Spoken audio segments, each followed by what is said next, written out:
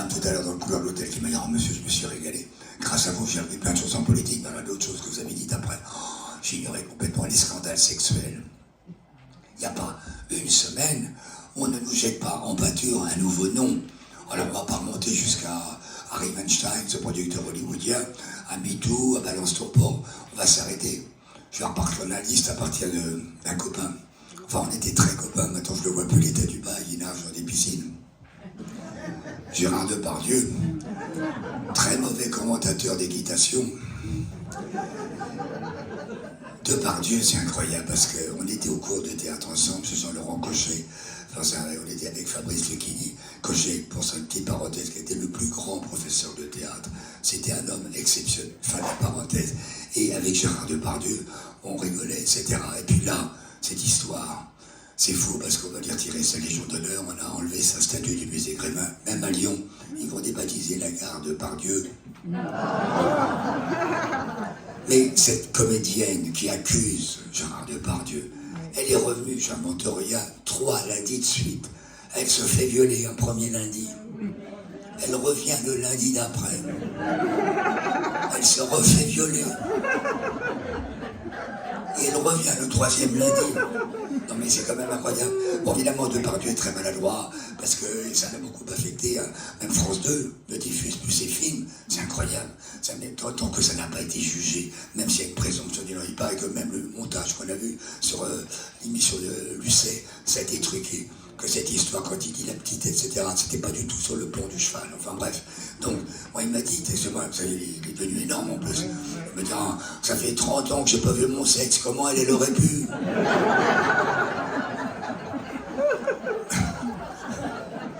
Mais comme dit Brigitte Lahaye, c'est Brigitte Lahaye qui l'a dit, tout ça c'est dur à avaler. Regardez, mais dans le Var, là, dans Var Matin. Mais oui, c'est dans Var Matin que j'ai vu ça. C'est près de Saint-Raphaël, on en parlait tout à l'heure. Il y a un apiculteur qui a été traité de harcèlement sexuel avec ses abeilles. Avec ses abeilles, il tripotait les seins. Mais on sait bien que dans tout homme, il y a un cochon qui sommeille, mais chez certains, le gore est insomniaque. Alors, je vous ai cité quelques noms en pâture, mais tout ça c'est authentique. Il y en a un, je l'ai gardé pour celui-là, alors c'est quand même le pompon. Est-ce que le nom de Benjamin Griveaux vous dit quelque chose? Griveaux, normalement, il devait aller se présenter pour la mairie de Paris, pour battre Anne Hidalgo, puis je vais régler son compte tout à l'heure. Benjamin Griveaux, vous vous souvenez ce qu'il a fait? Il s'est filmé en vidéo tout seul, en train de se donner du plaisir. Il envoie ça à sa copine et pof, la vidéo part sur tous les réseaux sociaux. Moi j'ai vu la vidéo, dis donc. Je savais qu'en politique il y avait des branleurs, mais à ce point-là. Oh, dis donc, il est obligé de passer la main. Un type que c'était hissé à la force du poignet quand même. Mais alors, du coup, on a envoyé Agnès Buzyn au casse-pipe, c'était... enfin bref, elle a quitté la scène, enfin c'était l'horreur. Mais, ce qui est formidable, c'est que nous, les humoristes, notre travail, c'est d'essayer de présenter une actu de ce salaud. Et j'ai lu un interview dans lequel Benjamin Griveaux, après cette affaire, la journaliste, peut-être pour lui faire bien, dit « Quel est votre idole, monsieur Griveaux ?» Et il a répondu « Thomas Pesquet. » Bon, je me dis, ça, il y a un truc à trouver. Quelle peut être la relation entre Pesquet et j'ai trouvé. Ben oui, les astronautes, quand ils sont là-haut, dans leur capsule, ils passent la journée à montrer leur bite. Il y en a eu d'autres. Et ça vous a quand même surpris, quand même, Patrick Poivre d'Arvor. Incroyable, PPDA, 28 plaintes, incroyable. Et pour ses fans, on dit, oui, mais quand je suis à table, il y a toujours une femme qui demande qu'on lui passe le poivre, alors j'y vais. Jean-Luc Lahaye qui a fait de la prison. Jean-Luc Lahaye, toutes ses chansons étaient en do mineur. Nicolas Hulot, d'après la petite fille de François Mitterrand, c'est pas n'importe qui, il s'intéressait pas uniquement au trou de la couche d'ozone. Un ministre écolo qui s'est lui-même biodégradé. Vincent Tcherouti qui co-présentait Danse avec les stars. Tcherouti, pendant des semaines, la fille elle a porté plainte à standardiste à RFM Radio. Il lui mordait les fesses. Je vous jure que c'est vrai. Elle a dit, il me mordait les fesses. Alors, comme défense de ce qu'il a dit, je suis allergique aux poissons, notamment à l'arrêt. Non mais il y en a qui exagèrent. Frédéric Becbédère, lui aussi qui a été condamné il y a peu de temps. Alors là, l'histoire, elle est quand même savoureuse. Il y a une femme qui accepte de le suivre à l'hôtel. Elle est d'accord. D'accord pour... ils font l'amour une fois. Et bon, une petite demi-heure après, ils vont remettre le couvert. Elle dit non. Et ben lui, il insiste. Pof. Mais enfin, elle est naïve, cette femme. Qu'on s'appelle Becbédère. Bec, ça répète toujours 2 fois la même chose. Il y en a qui ont des noms, mais des noms maudits qui attirent le... Regardez, elle s'appelle Godrèche, Judith Godrèche. Elle porte plainte contre Doualon. Un autre qui s'appelle Tatrick Ramadan. Tatrick, vous vous rendez compte, le prénom, c'est louche quand même. Et ben, il a été condamné à un enfer, mais il était très content, le philosophe. Il a dit, oh là, ça fait très longtemps que je ne suis pas resté à un enfer. Mais alors, quand même, ce qui vous a choqué, je pense, moi ça m'a choqué parce que je suis très pieux. Et vraiment, je l'ai croisé, j'étais tout petit. C'est ma grand-mère qui me l'avait montré du doigt. On était allé le voir, l'abbé Pierre. Alors ça, c'est la cerise, enfin c'est pas la cerise sur le gâteau, c'est le béret sur le gâteau. Il arrivait, il y a à peu près presque une petite trentaine de plaintes. Il arrive là tous les jours, il arrivait comme ça avec sa soutane. Il relevait la soutane et il faisait « Elle est pas belle ma Sainte Vierge ». Et en plus il ajoutait « Elle est Emmaüs ».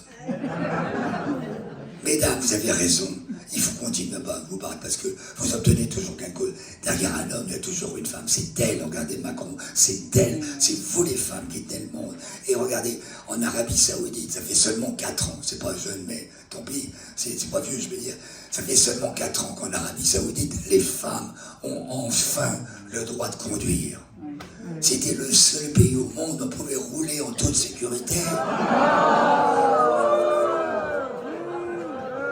Vous savez pourquoi je garde cette vanne? Parce que pour moi, c'est la seule solution qui me reste pour continuer à faire crier une femme. Et alors celle qui fait crier les Parisiens, Anne Hidalgo, ça y est, c'est à elle. Oh, celle-là, elle a juré qu'elle se représenterait plus, tant mieux, parce que je serais... Vous savez pourquoi? Que dans 5 ans, elle veut qu'il n'y ait plus une seule voiture à Paris. Parce qu'une voyante lui a prédit qu'elle finirait écrasée. Ah, si seulement ça pouvait être vrai. Par une trottinette qu'elle souffre longtemps. Non, mais maintenant, le périphérique, les voitures limitées à 50 km/h, dans 3 mois, il faudra rouler en marche arrière. Elle s'est baignée dans la Seine. On savait qu'elle survivrait. Parce qu'une gourde, quand elle est vide, finit toujours par flotter. On s'est demandé, mais qui peut voter Anne Hidalgo? On a fait une enquête, c'est tous les snobs du 16e arrondissement. Les fameux prout-prout, on les appelle les bobos. Mais seul un bobo peut voter pour une plaie. On la surnomme Notre-Dame de Paris. Parce qu'elle, c'est pas une flèche, hein, vraiment. Puis alors en plus, rappelez-vous du temps de François Mitterrand quand même, les autres élections. Le Parti Socialiste était à 18, 22%. Elle, 1,75%. Merci Madame Hidalgo, grâce à vous, PA signifie maintenant post-scriptum. Alors, les scandales sexuels, on en a fait le tour. Il y a un autre sujet que les Français adorent, c'est les fake news. Maintenant, c'est puni par la loi. Alors moi, je ne vais pas me mouiller avec moi-même, on a fait une sélection de nouvelles.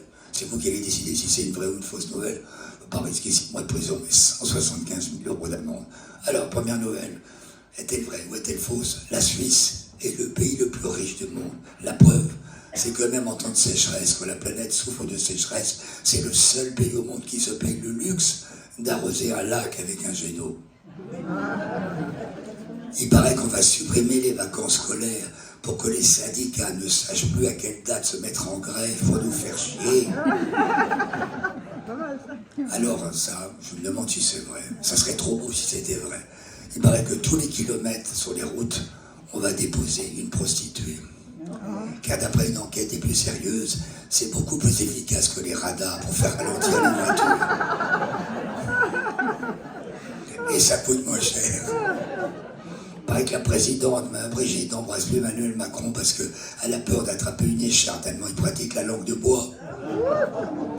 Est-ce que c'est vrai que, pourtant je le connais bien, on était très copains à la classe, Pierre Palmade, dans sa prison à Bordeaux, tous les matins, on lui apporterait 2 œufs à la coque. Est-ce que c'est vrai qu'Amanda Lear est opérée de la prostate? Ça c'est vrai. Mimi Mati, J'ai fait pas mal d'émissions de télé, 7 ans la classe, mais avant j'ai fait 3-4 ans le petit théâtre de Bouvard. Et j'écrivais beaucoup de sketchs pour tous les humoristes du petit théâtre de Bouvard et de la classe évidemment. Et Mimi Mati, avec qui je suis resté très copain, elle en a un peu marre de faire le petit ange gardien. D'ailleurs, les petits anges gardiens font de moins en moins d'écho. Donc là, aux dernières législatives, elle m'a appelé, elle me disait « Ah, je me demande si j'aurais pas, peut-être avec ma popularité, me présenter comme député. » Et au dernier moment, elle a renoncé parce qu'elle s'est souvenue que Macron lui jurait qu'il allait réduire les députés d'un tiers.